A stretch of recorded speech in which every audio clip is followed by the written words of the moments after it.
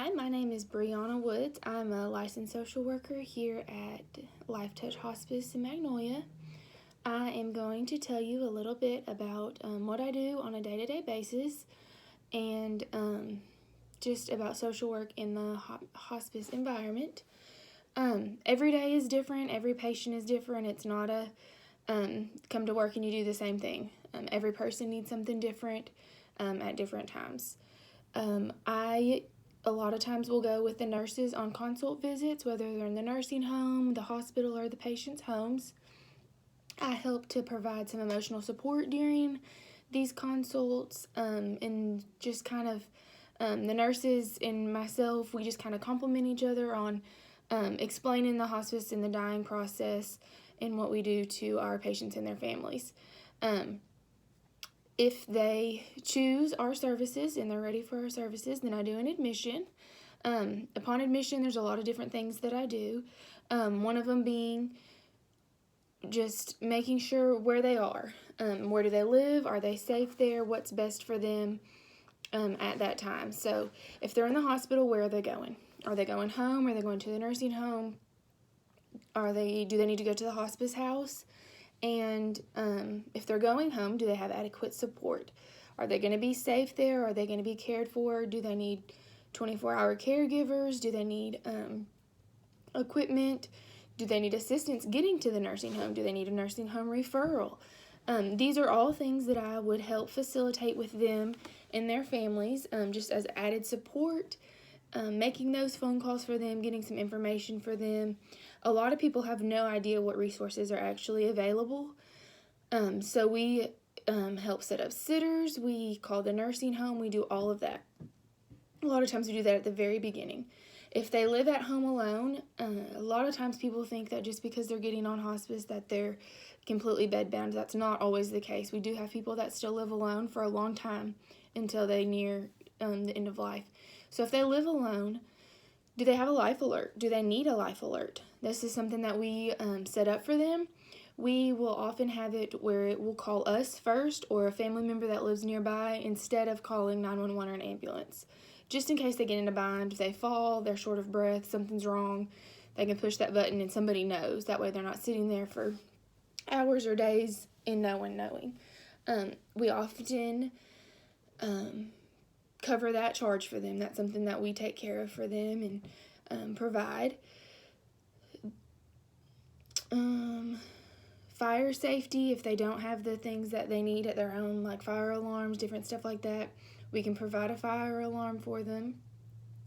So that's stuff that's addressed upon admission. It can even be stuff that changes, and we change throughout. So then we help with funeral arrangements. Do they have a funeral home that's chosen? If they don't, is that something they're ready to talk about?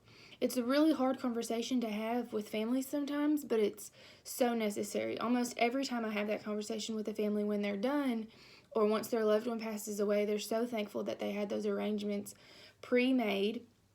I can help get information from the funeral home with them. A lot of people already have that set up and that already taken care of. They've already talked about that. Some people have never even thought about it. They haven't pre-planned. They haven't chosen a funeral home. They have no idea what their mom or dad or husband or wife would want. And so we talk about that. We help with that. We talk about, where are they in the dying process? Do they know what's going on? We provide a lot of end-of-life education, and that starts from the very beginning. Knowledge is power, and so we help them understand where they are or where their loved one is in that process. We have a book, we call it the Blue Book, but it's called Gone From My Sight, and it breaks it down step by step, kind of what to look for. It doesn't always, death doesn't always go exactly by that, but a lot of times it's pretty close.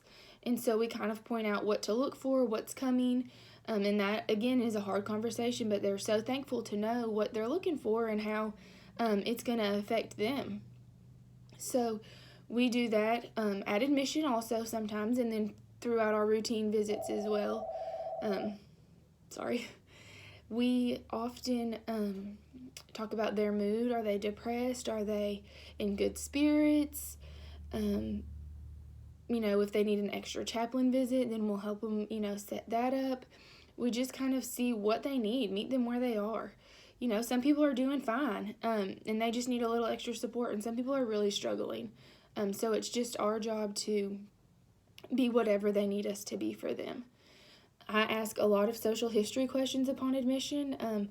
Our nurses are there, and they're finding out medically what's going on with them, how we can help, what medicines they're on, what equipment they're on, and then I want to know who they are. I want to know, outside of their medical diagnosis, who they are, what did they like before they got in this condition, what hobbies did they like, and then that gives us stuff to talk about at future visits as well. And it makes it a lot more personal, just knowing about them and what they're going to need. We talk about how they're sleeping, how their diet is, are they eating, are they in any pain, are they in any discomfort. That can help know where they are in the dying process, but it also can say a lot about if they're struggling from any mood or behavior changes or depression or anything like that. Once they're admitted on our services, they have to be seen by a social worker within 30 days. And then from that point, they have to be seen every 30 days. So once a month, I see everyone. I do have some patients, especially some of my patients that are really struggling, or some of my patients that live alone, that I see twice a month, or I might even see once a week. When I see them, sometimes it's for emotional support. Sometimes they're upset. Sometimes they want to talk it through. Sometimes they just need socialization. They need somebody else to be there with them, to talk to. They're lonely.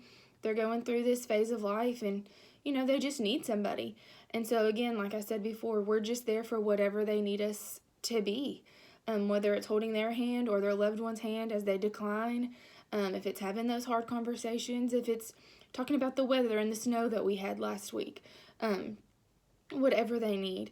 We're just there, and continuing to ask those questions, to continuing to see what they need, what we can do for them. Are they talking openly about their feelings? Do they have hard conversations that they need to have with their family? A lot of times with family members, especially spouses that have been together for a long time, children whose parents are at the end of life, what is life going to look like after their loved one dies? It's all stuff, you know, that's very hard conversations to have, but it's so necessary. I went to a conference one time, and the man giving the talk, he said, you know, we talk about birth every day. Babies are born, everybody's all excited, you just talk about it, you see somebody that's pregnant, you want to talk about it, but we don't talk about the dying part enough. And he said, and people die every day just like people are born every day. You know, why aren't we talking about it? And so it's so important to talk to people about dying, and to talk about what they want, what wishes they have. That's another thing that we can help them with, is if they need a power of attorney, if they need a living will, what they would want if they're not able to make those decisions on paper. That way, by the time they get to us, a lot of times they've already done those things, and that's why we've been contacted, because they don't want further treatments or feeding tubes or anything like that. But sometimes they haven't done those things, and they haven't had those conversations about what their wishes are. So we help with any of that. We can provide information on that. We help coast families through the change in appetite, because that a lot of times is a big thing, a big concern with families is, you know, I feel like my mom is going to starve, or she's hungry, she won't eat. And so we kind of help them navigate that change, and that's a scary thing. And so we just try to educate them on everything that's going on. Just be there, talk them through it. We have videos and resources and books and different things like that that we provide for them as well. Our services continue even after their loved one passes away. We do offer bereavement counseling. I've done a little bit of that, but our supervisor, she does most of it, but we do offer that free of charge for their loved ones, even after, you know, they've passed away. I'm trying to think if there's anything else that I need to tell you. We provide, we help the, you know, the families if they need the respite care, which would be if the caregiver is exhausted, a wife taking care of a husband, a child taking care of their mom or dad, and they need a break. We have the hospice house in El Dorado, which is fully staffed with a nurse 24 hours a day, 7 days a week. And sometimes they need somebody to tell them, hey, it's okay if you take a break. and we provide that for them. And so like I said, we do a lot of different things, and it's different every day for every patient. Some days are really light and we get to talk and hang out and have fun, and then some days are hard for them, and they need somebody to be there.